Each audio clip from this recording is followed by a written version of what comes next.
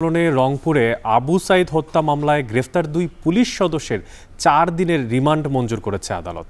এর আগে সকালে কড়া নিরাপত্তার মধ্য দিয়ে এএসআই মোহাম্মদ আমির আলী ও সুজন চন্দ্র রায়কে আদালতে নেয় পিবিআই। সেখানে আছেন সহকর্মী মোকাররম হোসেন, বিস্তারিত জানবো তার থেকে। মোকাররম, আপনি তো সেখানে আছেন, জানছিলাম যে 4 দিনের রিমান্ড মঞ্জুরও করা হয়েছে, তো সবশেষ সেখানকার পরিস্থিতি কি আছে আর আদালত অন্য কোনো কিছু বলেছে কিনা জানাবেন। অনেক সকাল 8টায় পুলিশ এবং সেনাবাহিনীর কঠোর নিরাপত্তায় অভিযুক্ত দুই পুলিশ সদস্যকে আদালতে তোলা হয় এবং 8টায় আদালতে নিয়ে আসা হলেও তাদেরকে সকাল 9:30 অর্থাৎ কোর্ট যখন শুরু হয় তখনই তাদেরকে মুখ্য মহানগর আদালতে নিয়ে আসা হয়। এরপরে বাদীপক্ষের আইনজীবী যারা রয়েছেন তারা 5 দিনের রিমান্ড আবেদন করেন, কিন্তু কোর্ট আসলে হাইকোর্টের নির্দেশ মেনে 4 দিনের রিমান্ড মঞ্জুর করেছে। এবং আবু সাইদের নিহতের ঘটনায় যে মামলাটি হয়েছে 18 আগস্ট, সেই মামলায় কিন্তু 17 জনকে আসামি করা হয়েছে, যার মধ্যে মূল অভিযুক্ত যে দুজন পুলিশ সদস্য আপনি বলছিলেন যে আমির আলী এবং সুজন চন্দ্র রায়, তাদেরকে আসলে গতকালকে গ্রেফতার করা হয়েছে। গ্রেফতারের পর তাদেরকে আজকে আদালতে তুলে আসলে আইনজীবীরা বলেছেন যে নিরস্ত্র শিক্ষার্থীদের উপরে হামলা করে আবু সাইদকে হত্যা করা হয়েছে এবং মাত্র হাতিগোনা দূরত্বে কিন্তু তারা দাঁড়িয়ে সরাসরি লক্ষ্য করে তাকে গুলি করা হয়েছে।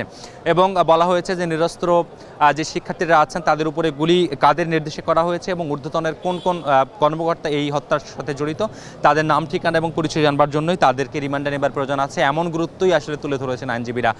এরপরে আদালত বলেছেন যে তাদেরকে 4 দিনের রিমান্ড নিতে হবে এবং এরপরে সেই রিমান্ডের পুরোটাতেই হাইকোর্টের যে নির্দেশনা রয়েছে সেই নির্দেশনাগুলো আসলে মেনে চলতে হবে।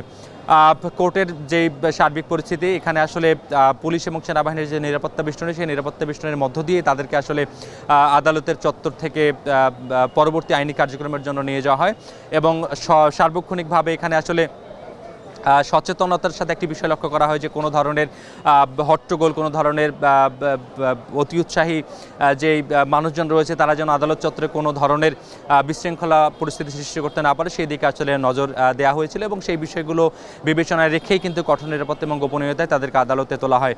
জানিয়ে রেখে অনেক যে কোটা সংস্কার আন্দোলনে আবু সাইদের নিহত হবার মধ্য দিয়ে সেই আন্দোলনটি আসলে রাষ্ট্র সংস্কার আন্দোলনের রূপ নেয় এবং এরপরে সারা দেশে বারুদের মতো আন্দোলন ছড়িয়ে পড়ে এবং রাষ্ট্রের যে পরিবর্তিত পরিস্থিতি, শেখ হাসিনার পলায়ন এবং 5 তারিখের পরে যে অন্তর্বর্তীকালীন সরকার গঠন, সেই সরকার গঠনের পরে অনেকাংশেই সেই দাবিটি উঠেছিল যে আবু সাইদের হত্যার ঘটনায় জড়িত যারা রয়েছেন তাদেরকে দ্রুত আইনের আওতায় নিয়ে আসা এবং তাদেরকে বিচারের মুখোমুখি করা। তবে সরকার পরিবর্তনের এতদিন পরে তাদেরকে গ্রেফতার করার মধ্য দিয়ে আসলে আইনি সুশাসন প্রতিষ্ঠার যে একটি বড় বার্তা সেটি দেওয়া হলো এবং রংপুরের সচেতন মহল সহ সাধারণ শিক্ষার্থীরা এই ঘটনায় আসলে সাধুবাদ জানিয়েছেন। তারা বলেছেন যে অপরাধীরা যেন কোনোভাবেই ছাড় না পায়, যথাযথ আইনানুগ ব্যবস্থার মাধ্যমে যেন তাদেরকে শাস্তির আওতায় আনা হয়। এই ছিল অনেক এই মুহূর্তে রংপুর সিএমএম কোর্ট থেকে আমার কাছে আবু সাইদের হত্যার ঘটনায় যে দুই পুলিশ সদস্যকে গ্রেফতার এবং রিমান্ডে নেবার ঘটনা, সেই ঘটনার সবশেষ। অনেক রংপুরে বৈষম্য বিরোধী আন্দোলনে আবু সাইদ হত্যার মামলায় 2 জন পুলিশ সদস্যকে ওঠানো হয়েছে আদালতে এবং দেওয়া হয়েছে 4 দিনের রিমান্ড। সে বিষয়ে জানাচ্ছিলেন সহকর্মী মোকাররম। রংপুর